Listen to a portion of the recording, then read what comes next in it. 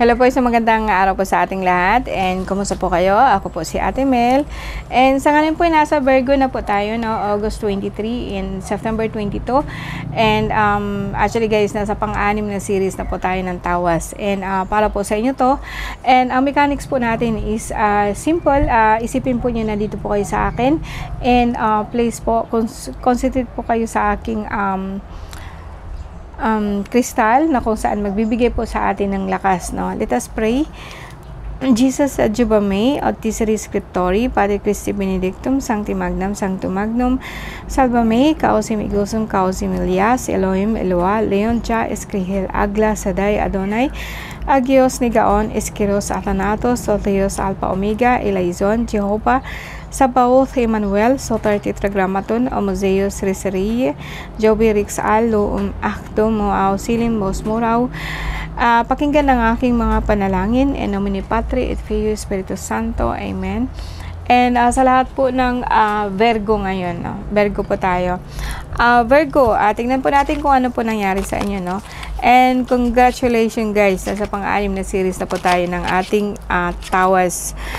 August 23, September 22, araw po ng Miyerkules Santo. So, sana po maglalas pa ito hanggang Friday, no? Wala po ako until next week. So, sana see you soon ba guys, no? Alam ko naman pong about isa sa atin is very excited na po sa tinatawag po natin na bakasyon, no? Mahabang bakasyon. Virgo, August 23, sa inyo po to, no? Please concentrate po, no? And tawas po ito ng pang-anim na tawas po natin, no? Lumabas dito kaagad. So, gusto mo na talagang umuwi sa inyo. May agad-agad po kayong makakauwi. Actually, sa lahat po ng Virgo to, parang talaga pong uwi kayo and are very happy. Wow! Talaga po, no? Well, sabihin po natin, medyo masakit po ang inyong sabihin natin meron kayong UTI ngayon. But, I think ang tawas po natin is different way. Parang sa akin, bigla po. Sa ngayon po, nasa biyahe na po yata kayo, no? Sa lahat po ng Virgo. And nasa inyo na po kayo. And you are very happy. 9 of Wands, no? And tingnan natin, ang susunod niyan is, there is some ending. Ang Kabaong, the Hangman, and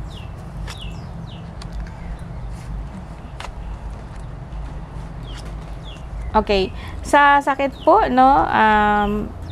Alright. Okay, tawas po to, no? Sa lahat po ng Virgo sa ngayon. Ang pinaka-sentro ng card mo is the Hangman.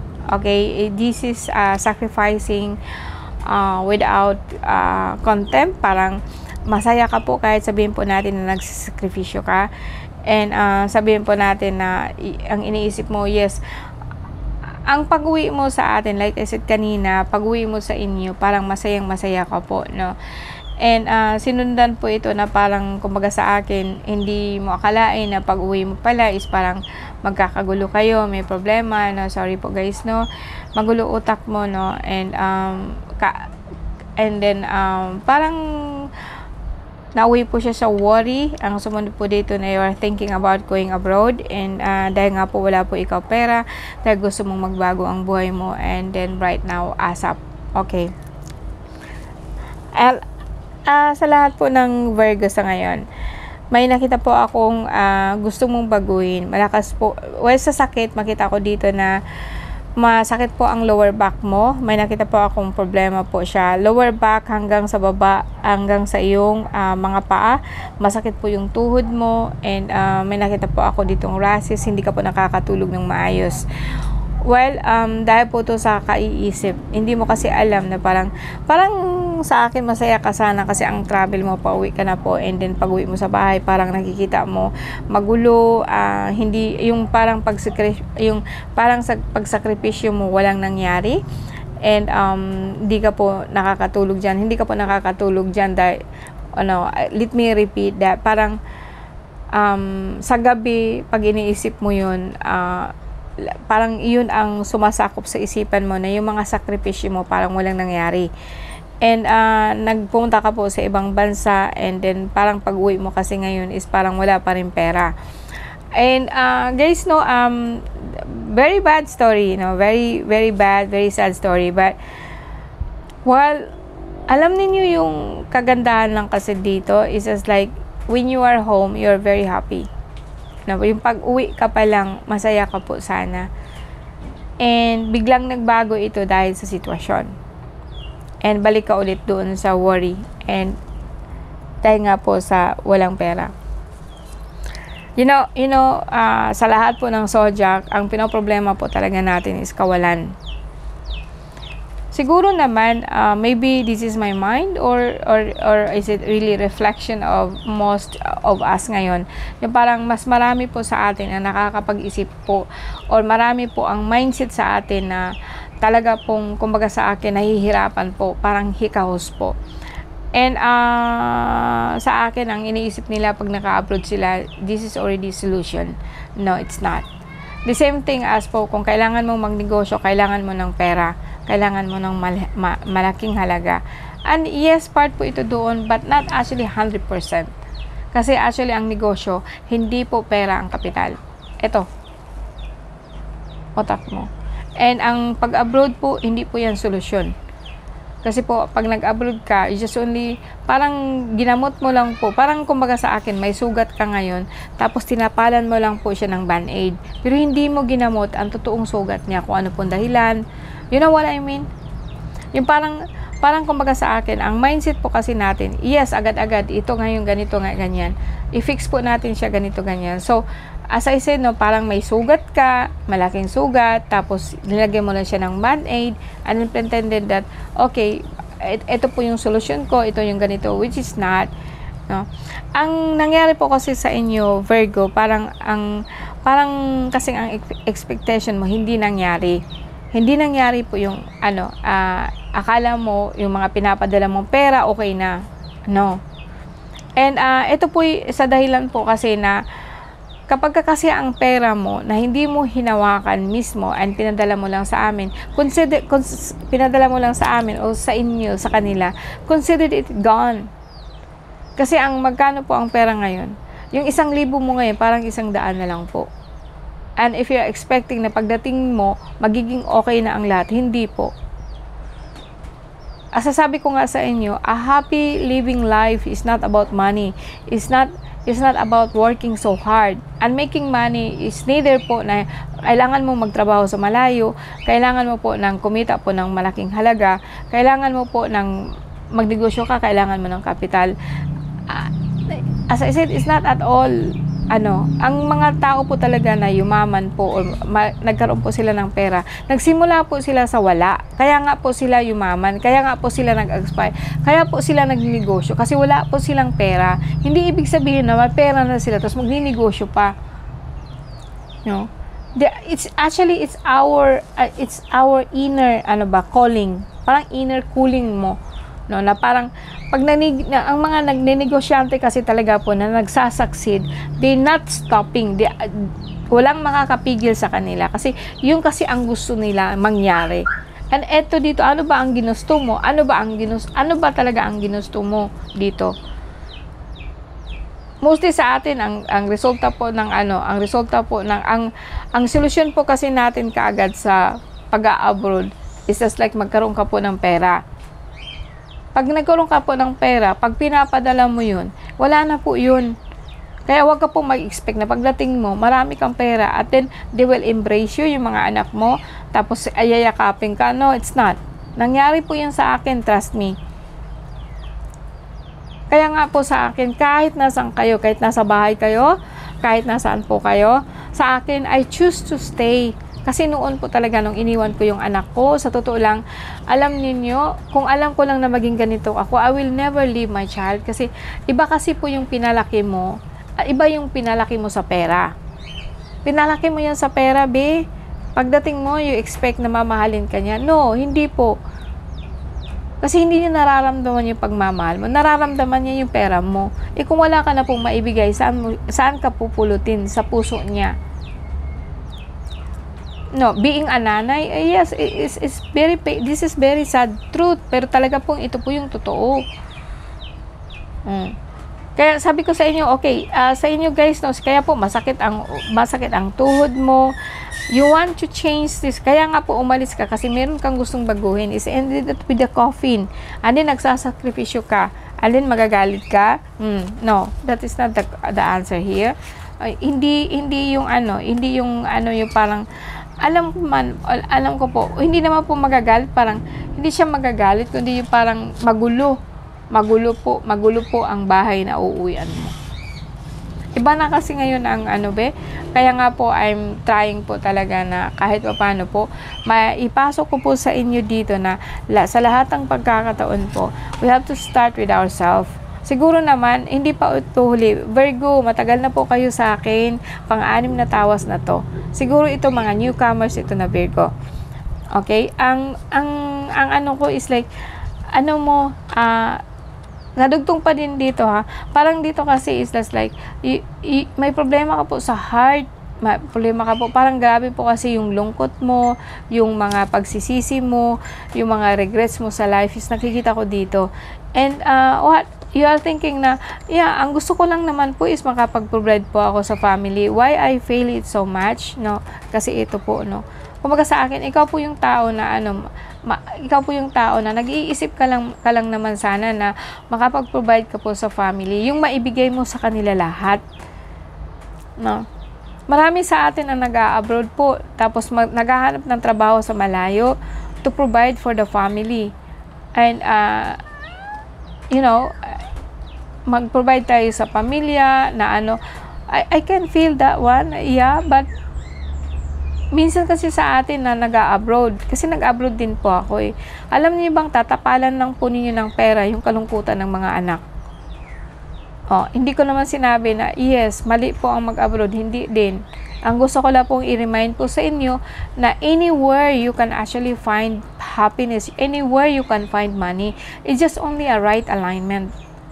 Alam niyo guys, nung umuwi ako dito sa Pinas, no, and nawala na yung foreigner ko ha, and nangyari yung sinabi niya sa akin, when I leave, or like say, if I die, I will not leave you a cent. Wala po talagang natira sa akin.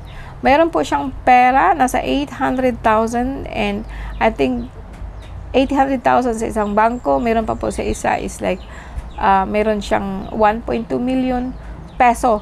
Pero hindi po yun nangyari sa akin kasi lahat ng pera niya dito sa Pilipinas, transfer po niya sa Australia. Pagdating sa Australia, nung sinabi niya siyang hindi na siya makakabalik, then hindi na siya makakaalis sa bangko because hindi na po siya makakaalis sa bed po niya. And yung parang bagang naghahallucinate na siya kasi cancer of the bone. So grabe po ang sa kanya yung grabe po yung yung tinatawag po natin na para sa pain. So nagkakaroon po siya ng hallucination. No?